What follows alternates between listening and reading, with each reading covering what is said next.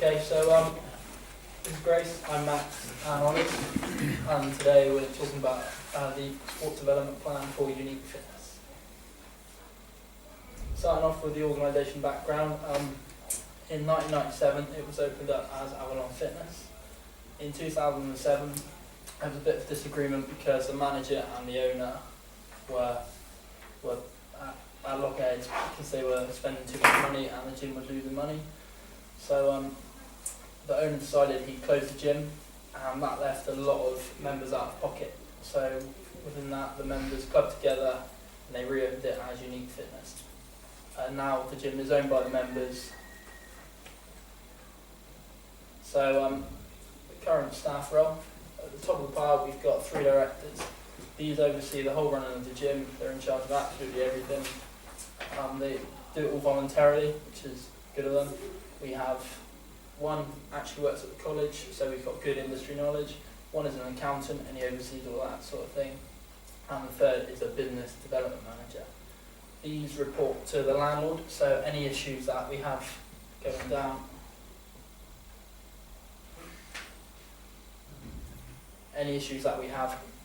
go straight to the landlord via the directors. They are the only communication with the landlord.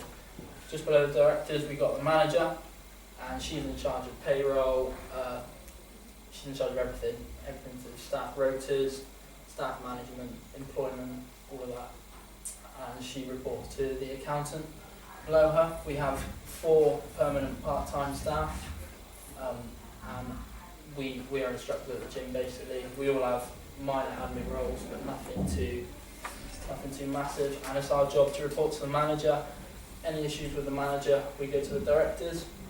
Just below us, as a part-time staff, we have casual staff. They're in as and when they're needed, so they cover sickness, holiday, things like that.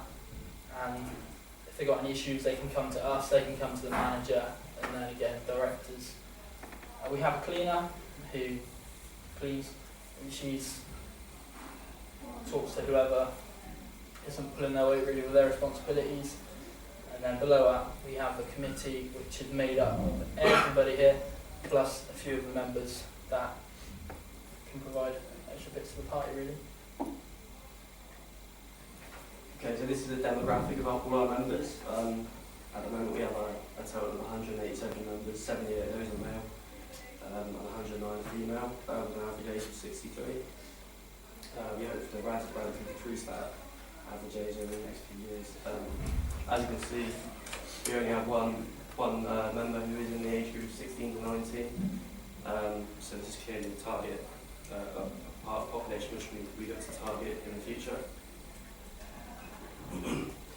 So we produced a SWOT analysis for our business. It's basically just a brief overview of the business's strengths, weaknesses, opportunities and threats. So starting off with the strengths, our strength would be the location, which is it's half a mile away from the M5. There's a bus stop right outside of it, so it's easily accessible, and we're surrounded by lots of schools and colleges. So that's a bonus. Also, our instructors have a vast knowledge. They have a great relationship with our members, and that's key to having a consistent membership retention. And finally, the gym is very financially stable, which is good security. So I'm going to talk about the weaknesses, and as you can see by the demographics of the group, the main weaknesses are age. Nearly, or over 0.5% of our members are over the age of 60, which isn't great because in a few years they will die, and they won't be able to come to the gym, or with older people they have illnesses, that sort of stuff. The size of the gym is also a problem. Our gym is not the biggest gym in the world, even though it does have good facilities inside. There's no room for expansion, so if we were going to have to increase our members, we'd have to think about where we have everything. Membership price also is a fixed membership price, and for many people nowadays the price of living has gone up. People's work, money isn't really that easy, so the membership price is a problem, because if people can't afford to come to the gym, then they can't come to the gym. Moving on to the opportunities. Luckily, we have a wide variety of local schools and stuff. So we have 3 big secondary schools nearby that we're going to be looking to use: Haygrove, Robert Blake, and East Bridgewater. We've got obviously Bridgewater College, and then loads of other football clubs, rugby clubs, dance clubs, etc. There's a big housing development right next to it, so Stockmore has hundreds of houses, each one potentially people that could come to the gym, easy walking distance. And then, so within our development plan, which we'll be speaking about in a bit, we have a lot of young children and a lot of their grandparents actually would come to our gym. So there's an opportunity for free advertisement from that, just word of mouth really. Threats to the gym, lack of new members. The member demographic is very steady. Very rarely do people leave or people come. So that's obviously an issue. Other gyms expanding a lot more rapidly than ours. So we've got 1610, Evolution, Trimwise, and all 3 of those are picking up members a lot quicker than we are. We have a lot more free cash to improve with. And then another threat is the age of members. Obviously, they're pushing on 80, 70, 80. Health issues and that lead to them leaving the gym. Right, so I'm going to talk about our proposal. So our main aim is we want to get more younger people into the gym. And as you can tell by the group demographics, our gym is mainly older people. So we're going to do this by introducing classes that younger people will more likely to enjoy. So stuff like kettlebells, circuits, HIIT training, that sort of like high intensity, but also quite fun as well, quite competitive as well. And we'll do that on a regular weekly basis and aiming that towards the younger adults. We're also going to go into schools and create school club links. So go into schools after school and do like circuit training clubs, or go in alongside teachers and train the teachers how to teach circuit training and stuff like that. And also, as I said, our facilities aren't the biggest in Unique Fitness. So what we're going to do is sort of use the school's facilities by offering clubs in schools that we can use their facilities, and we don't have to change or adapt our own facilities, because we could take all the equipment to them and use a bigger facility so we can then have more people joining in. And we're also going to introduce parent and student classes at Unique Fitness. Now that might sound a bit sad, but it actually works out really well, because students, like in the age of 14 to 18, not many can drive or have cars.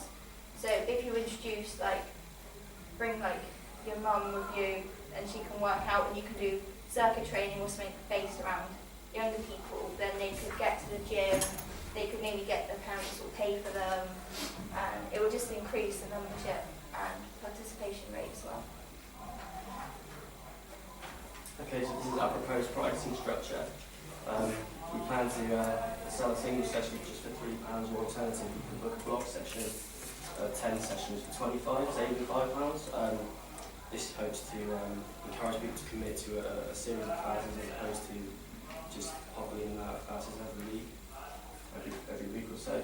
We also plan to introduce group deals, so like Grace just said, parent and student classes, like 10 parents and students to attend together, which will save £1. Also, 5 students for £12.50 and 10 students for £20 is a good deal, and also encourage the students to talk to their friends and try and bring them along, which will obviously increase participation levels further and can be good for the gym. So this plan will benefit Unique Fitness in a lot of ways. First of all, recruitment. It will open up new job opportunities for people in the area and potentially inspire the youngsters coming to the gym to move to the college and take up a career in that.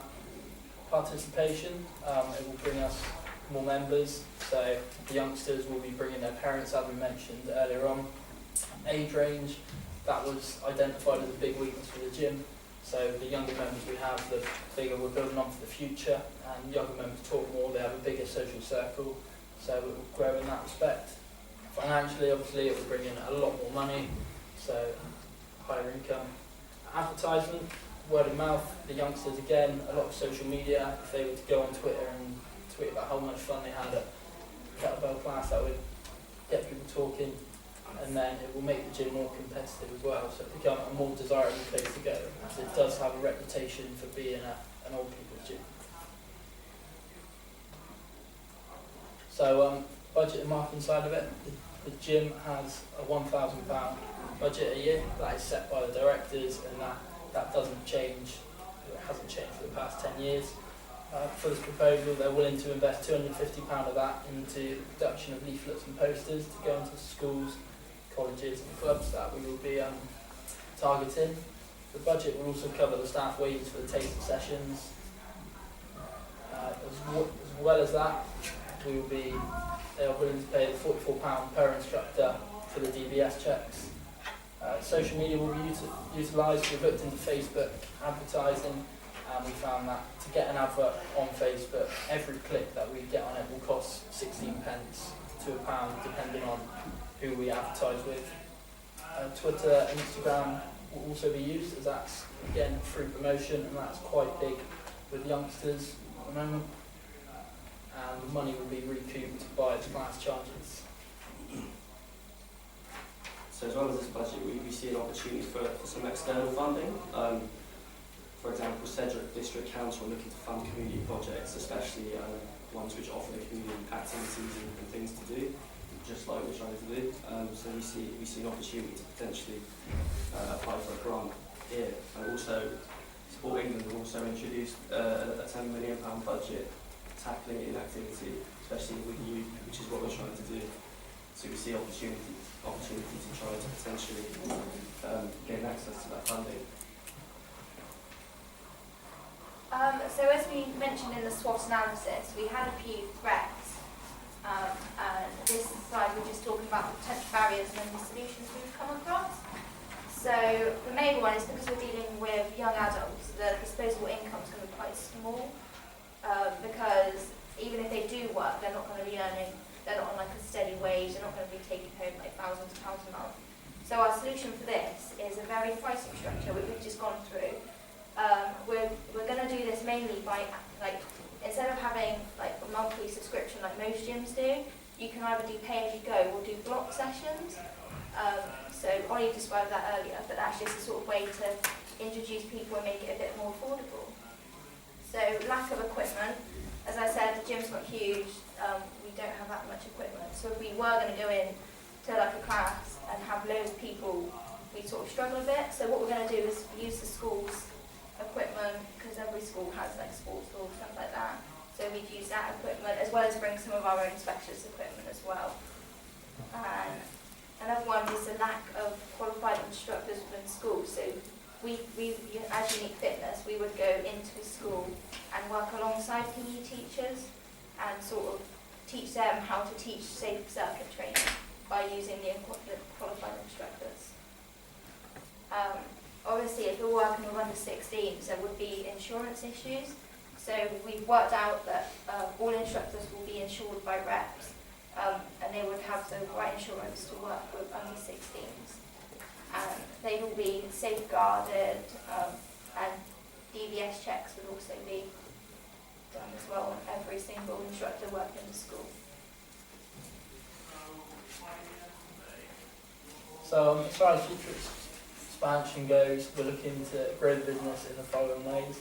Offering classes in neighbouring towns, so we've identified Taunton and Weston as our immediate targets. Assuming that goes well, we can move on to Wellington, Burnham, etc. There's no real limit to how far we can go, because as long as we've got instructors, we can teach the classes, and that leads into an increase in workforce. So they're tying together, and they'll grow and grow and grow and grow. That's it. Any questions?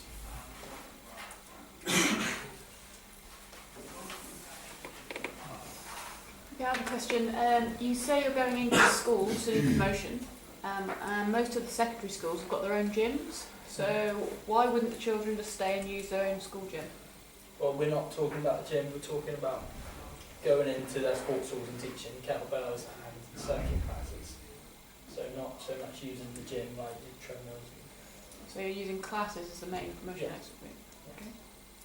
Thank you. Also, I have one. You say your membership are quite old at the moment, but you're just focusing 14 to 18. I don't think you're missing a huge amount of people with 19 to 60 year olds. Yeah, we do, but that's something that we can look to expand on in that they will be bringing their parents with them potentially.